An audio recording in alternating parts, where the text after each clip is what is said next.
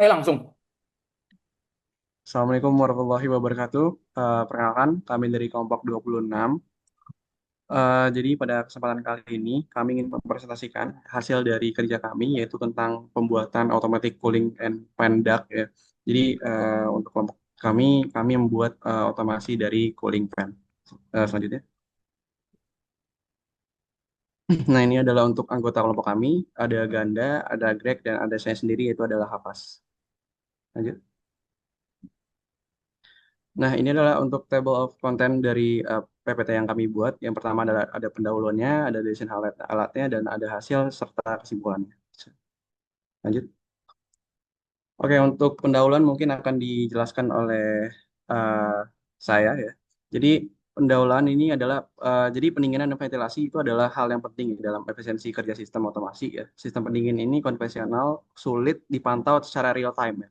Jadi untuk sistem pendingin di pabrik-pabrik biasanya itu kan dihidupkan itu secara manual ya, yang mana hal tersebut itu tidak efisien. Jadi ketika suhunya itu sudah dingin ya, kita tidak memerlukan penggunaan fan lagi, tetapi dengan menggunakan automatic fan ini ke- eh, hidup nyalanya atau hidup atau matinya fan itu tergantung terhadap suhu. Jadi ketika suhunya itu tinggi, fan akan menyala dan ketika suhunya itu rendah, fan akan mati. Selanjutnya.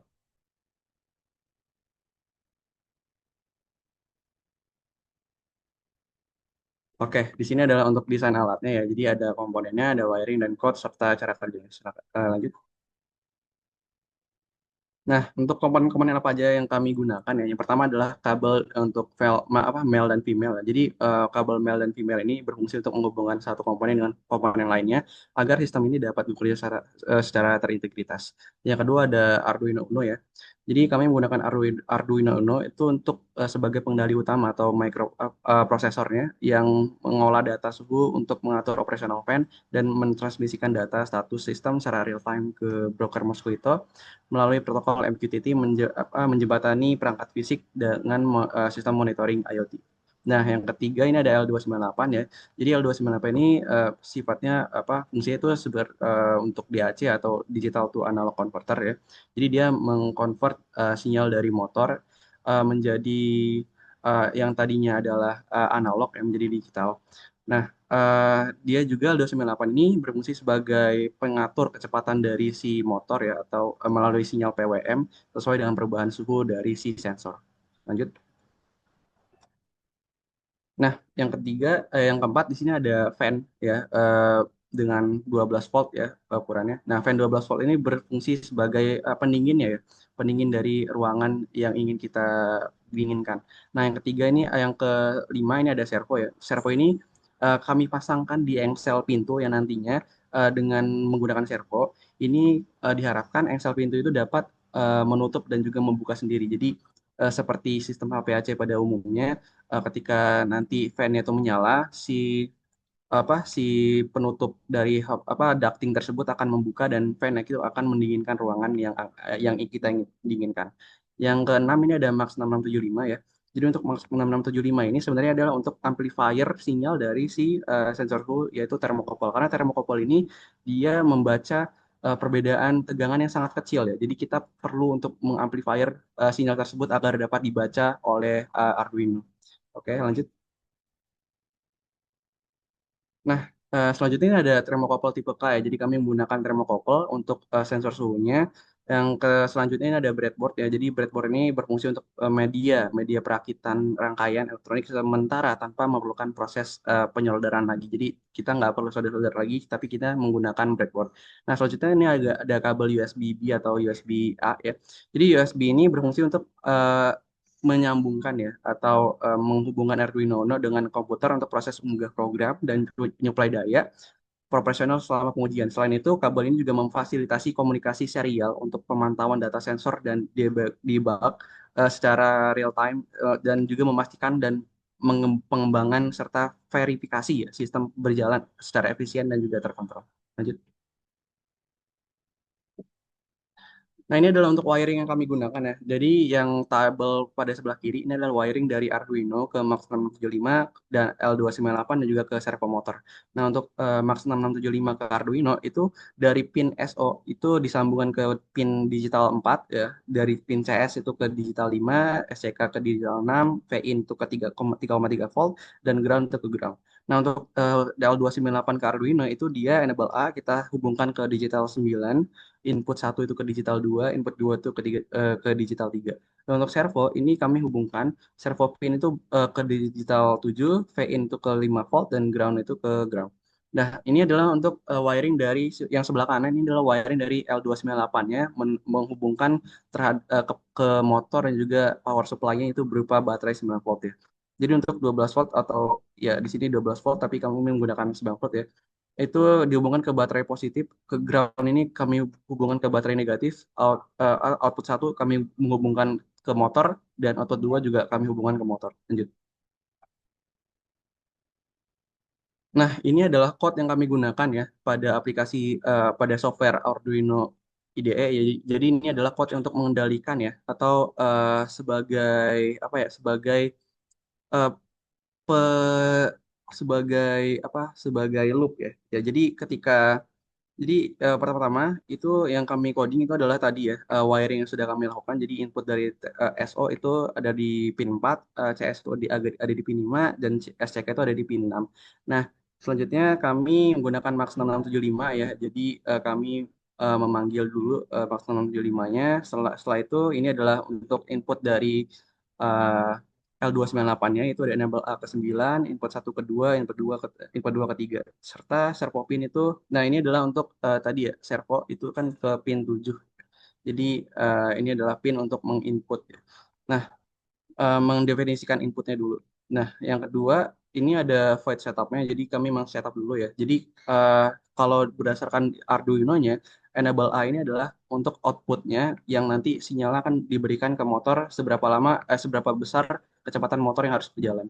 Nah, ini ada yang kedua itu ada input satu itu sebagai outputnya juga, input dua juga sebagai outputnya. Nah, digital write ini adalah ketika input satu height dan input dua low itu dia bakalan menentukan arah dari pergerakan si motor itu sendiri gitu ya. Nah, ini adalah void loop-nya. Jadinya adalah batasan-batasan yang kami gunakan ya ketika si suhunya itu adalah jadi untuk yang thermocouple dot rate Celsius dikurang 15 itu kami gunakan karena untuk mengkalibrasi eh, dari termocouple-nya terlebih dahulu. Jadi di sini kami kurangkan dengan 15 derajat Celcius. Nah, di sini kami gunakan loop-nya adalah ketika si temperature itu kurang dari 24 derajat, itu speed dari si fan-nya itu nol, atau fan-nya itu bakalan mati, dan door servonya itu bakalan 0 derajat juga. Jadi servonya bakalan mempunyai sudut 0 derajat dan menutup dari si eh, pintu apa ya, pintu dari si sistem ductnya. Nah, else jadi ini ketika dia tidak kurang dari 24 derajat atau lebih dari 24 derajat itu dia speed dari fan-nya bakalan jadi 100 ya, dia bakalan nyala. Door servonya bakalan mempunyai sudut 90 derajat atau membuka dari pintunya. Nah, selanjutnya di sini juga kami menggunakan PWM value-nya juga ya.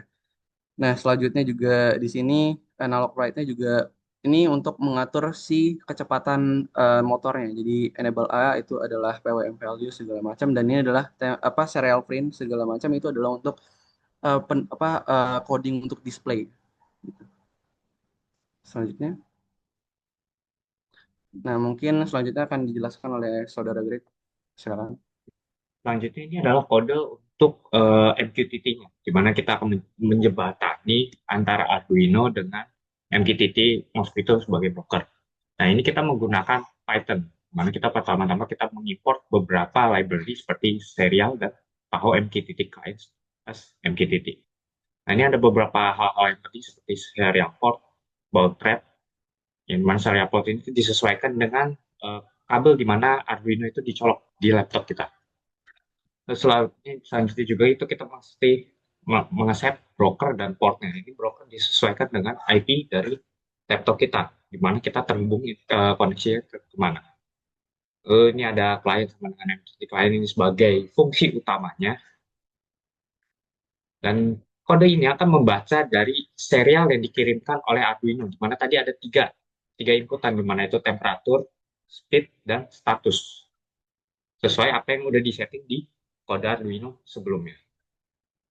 Dan nantinya pada MQTT Explorer akan terlihat dia akan mempublish secara otomatis temperature, speed, dan statusnya melalui client publish.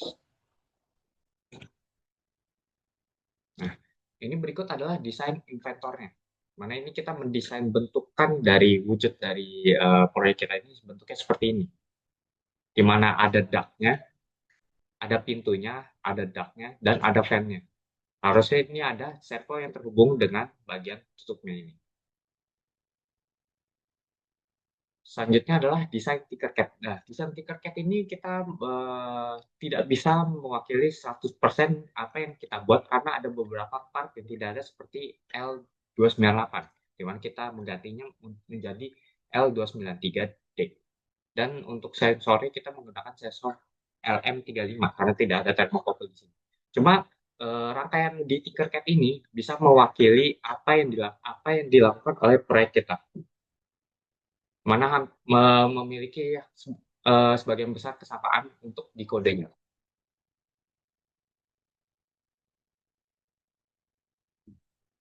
Nah, untuk cara kerjanya sendiri yang seperti tadi disebutkan sebelumnya, dan pertama-tama kita melakukan input dan pemrosesan data di mana sensor termokouple akan mendeteksi suhu lingkungan. Nah, dari voltase yang dihasilkan oleh termokouple dari efek feedback itu akan dikonversikan menjadi ke sinyal digital oleh MAX 6675. Di mana ntar Arduino Uno akan membandingkan suhunya aktual dengan set point yang udah kita set, yaitu 24 derajat. Lalu selanjutnya adalah mekanisme eksekusi atau kita aktuatornya menjalankan. Di mana ketika suhunya sama dengan atau di atas 24, fan akan menyala, servo akan bergerak 90 derajat, dan untuk kondisi kedua ketika dia di bawah 24 derajat, itu dia fan-nya mati dan servo bergerak ke sudut 0 derajat atau dia menutup. Lalu dari monitor kita alur data yaitu dari Arduino, lalu kita menggunakan serial. Serial tersebut akan ditangkap oleh kode di Python dan kode Python akan menjalankan mengirim nge-publish data tersebut ke MQTT broker. Lalu nanti dia di MQTT Explorer akan terlihat data-datanya tersebut non secara real time dan non-stop. Selanjutnya Untuk selanjutnya, kami akan membahas hasilnya. Berdasarkan set point yang 24 derajat, terdapat dua hasil kondisi yang mana di bawah suhu 24 derajat dan suhu sama dengan lebih dari 24 derajat. Nah, pada kondisi pertama, terbaca oleh sistemnya 4,25 derajat, yang mana sensor termokabel kami celupkan ke air dingin, yang mana sistem merespon dengan mematikan kipas dan menutup ducting dengan servo 0 derajat. Di statusnya operasional ini terverifikasi secara real time oleh MQTT yang mana menampilkan indikator kecepatannya 0 derajat, kecepatannya 0 dan status pintu close. Kemudian untuk saat kondisi dia melebihi dari set point 24 derajat, itu terbaca suhu normal ruangan 25 derajat, yang mana sistem otomatis menyalakan kipas dan membuka servo 90 derajat. Dan untuk di MQTT terbaca statusnya sebagai open dan semua data tampil akurat secara real time. Boleh next. Berikut ada hasil video dari kami. Assalamualaikum warahmatullahi wabarakatuh. Kami dari kelompok 26 ingin mempresentasikan hasil dari kerja kami, yaitu adalah fan cooler dari sistem HPAC. Nah, jadi untuk cara kerja dari fan cooler yang kami miliki adalah ketika udara di sekitarnya panas ya, ini dia fan-nya akan menyala dan si pintunya akan terbuka. Yaitu adalah ketika si ini ya, apa sih namanya, servonya itu berputar sebesar 90 derajat, dan ketika dia udaranya dingin itu dia akan mematikan fan dan juga memutar servo sebesar 0 derajat atau kembali ke posisi semula atau tertutup seperti itu. untuk parameter perubahan temperaturnya itu berada di 24 derajat untuk sistem ini. Oke, baik, untuk prakteknya akan kami lakukan langsung saja. Kita jalankan saja kodenya. Ini udah jalan, bisa dilihat untuk kondisi saat ini. Sekarang temperaturnya ada di 27 24, sekian. Dan ini dia kondisi fan-nya dia full dan status servonya terbuka full 90 derajat. 90 derajat. Dan ini adalah status fan-nya, dia berputar. Oke. Oke. Mematikan fan-nya dan juga memutar si servo ini sebesar 0 derajat kembali ke posisi semula. Oke.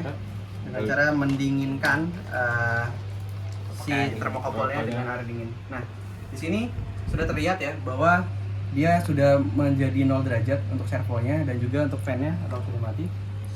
Sedangkan udaranya dingin, kami tidak memerlukan fan untuk pendinginan lagi, tetapi ketika udaranya panas, fan diperlukan untuk mendinginkan ruangan agar dia tetap terjaga suhunya dalam kondisi normal dan tidak mempengaruhi kenyamanan yang orang-orang yang berada di ruangan tersebut. Mungkin itu saja, sekian dari presentasi dari kami. Kami ucapkan wassalamualaikum warahmatullahi wabarakatuh. Terima kasih. Kesimpulannya, kami mendapatkan kesimpulan berupa sistem automatic fan cooling duct ini berhasil bekerja secara sesuai rancangan kami. Sistem mampu mengendalikan suhu secara otomatis berdasarkan threshold yang ditentukan dan berhasil terintegritas dengan protokol MQTT sehingga memudahkan monitoring jarak jauh. Boleh next. 5 saran dari hasil pengujian kami. Yang pertama ada peningkatan akurasi sensor. Kami menyarankan untuk menggunakan sensor suhu yang lebih akurasi dan atau dengan melakukan kalibrasi lanjutan agar pembacaan suhu menjadi lebih stabil dan akurat, terutama untuk aplikasi yang memerlukan kontrol suhu yang jauh lebih presisi. Kedua, kami menyarankan untuk pengembangan logika kendali yang mana untuk meningkatkan efisiensi energi, logika kendali fan dapat dikembangkan menjadi kendali kecepatan variabel atau PWM berdasarkan rentang suhu yang lebih detail, bukan hanya untuk on-off, untuk sistem on-off. Ketiga, proteksi sistem. Kami menyarankan menambahkan fitur proteksi seperti overheat shutdown atau alarm jika terjadi kegagalan sensor atau fault pada fan atau servonya, sehingga sistem dapat lebih aman dan tahan terhadap kondisi ekstrim. Saran keempat, integrasi tampilan dashboard IoT. Pengembangan lebih lanjut dapat mencakup pembuatan dashboard visual menggunakan platform IoT seperti Node-RED atau Grafana agar monitoring data lebih informatif dan mudah dipahami. Kelima, optimasi komunikasi MQTT agar sistem lebih handal dalam jaringan yang tidak stabil. Pertimbangan implementasi QoS atau Quality of Service pada publish MQTT dan penanganan reconnect otomatis jika koneksi broker terputus.